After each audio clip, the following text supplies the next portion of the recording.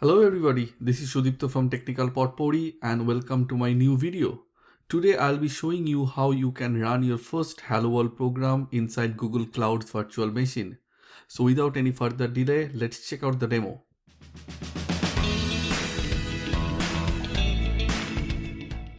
Before I begin, I'd like to let you know that if you have any feedback, please put it in the comment section of this video.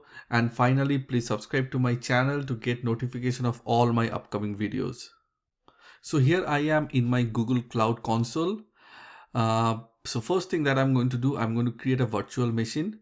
So to do that, I can click on this create VM button on the home page, or I can search for VM and it will bring this option called VM instances under compute engine. So I can click on that. Once I do that, it will bring the page where I can create an instance of the virtual machine. Here I'll make everything default. I'll choose a region which is closer to my location in Toronto, and the only thing I'll click is allow HTTP traffic and then create. So this way it will create the virtual machine. I have a dedicated video where I've shown you all the different options that you can configure when creating your virtual machine. So I'll provide the link of the video in the description as well as on the top right corner of the screen. So you can definitely check this out. So let's wait for a few minutes before this instance is getting ready. I think the instance is ready right now. You can see this checkbox.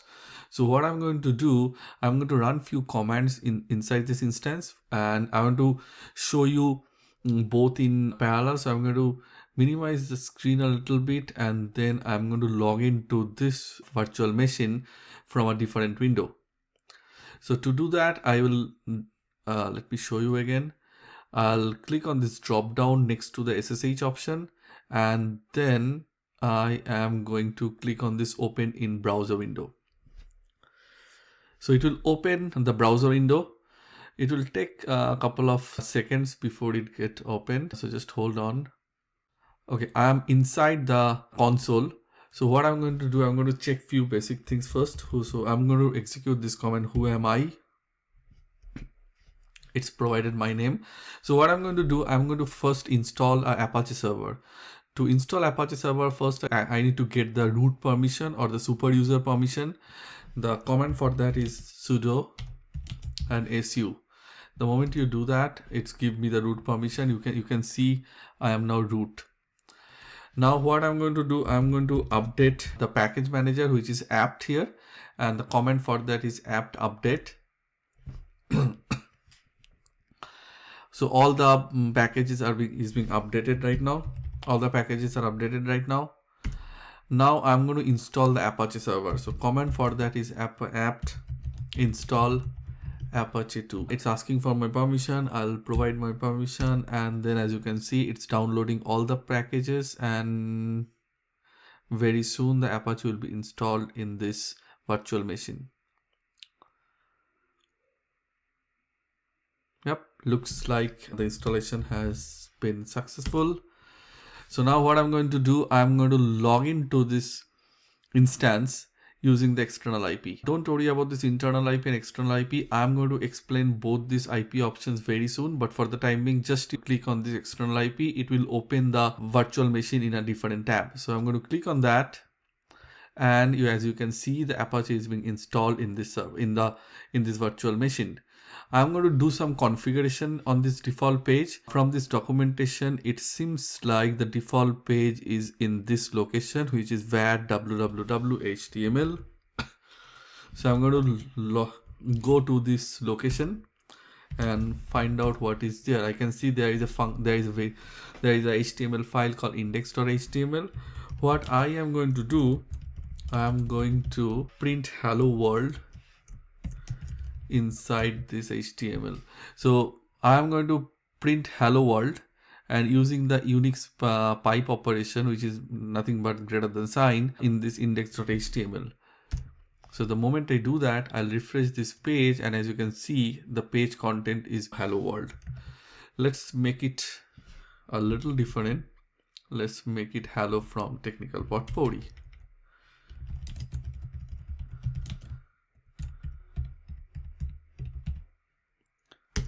And now if I refresh the page again, it's showing me that hello from technical potpourri. So it's very easy. This is Apache Server which is running on my virtual machine, and now you have all the option. You can put anything whatever you want on this index, and that will be rendered when you log into your virtual machine. So now let's go back to the console and find out the differences between internal IP and external IP. So as you can see, every time you create a virtual machine, there is two type of IPs that is getting generated, which is an internal IP and the external IP. Now the difference between these two is that internal IP will always remain the same. External IP will change. Again, I'm repeating again, internal IP will remain the same, external IP will change. Now, what do I mean by the internal IP and external IP is that if you stop your instance and if you resume an instance, your IP, internal IP will always remain the same. But every time you stop your virtual machine and restart, Google Cloud will provide you a new external IP. For example, as you can see, this is my external IP right now, 166. So I'm going to click on this instance and I'm going to stop that. I'm going to stop this instance. The moment I do that, it will take some time. It's actually stopping the instance right now. You can immediately see that external IP is gone, but internal IP remains the same. Okay, I think the instance is stopped. Now I'm going to start the instance again, clicking on these three vertical dots and then click on start and resume. The moment I do that, Google Cloud will provide a new external IP. Starting the instance, as you can see in the message, you can see it's a new external IP, but the internal IP remains the same. Now, external IP is IP through which your outside world will access this your virtual machine. Now, the definite question that is coming to your mind is that if this IP is keep on getting changed every time I stop and start, then how the outside world is supposed to know what is my external IP? Very good question. And the answer to that, in this type of situations, normally you can make this external IP as a static IP. So when you click on this IP addresses and click on IP addresses here, you will come to this page, and from here click on the external IP address. Here you can see this is external IP address. What you can do, you can make this as static address. Basically, you are reserving this address so that every time you change, you stop and start your virtual machine, your external IP address will not change.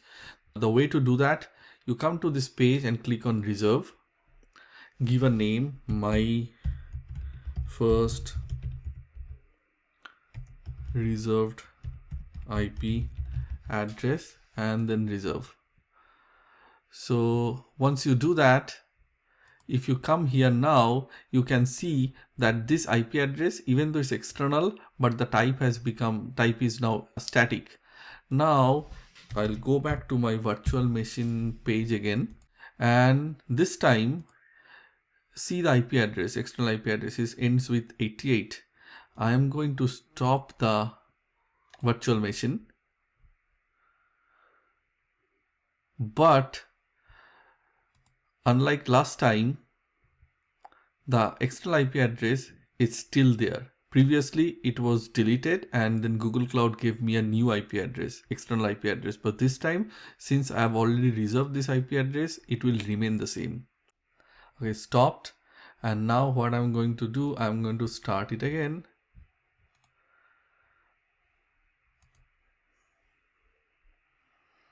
It's starting up the instance right now.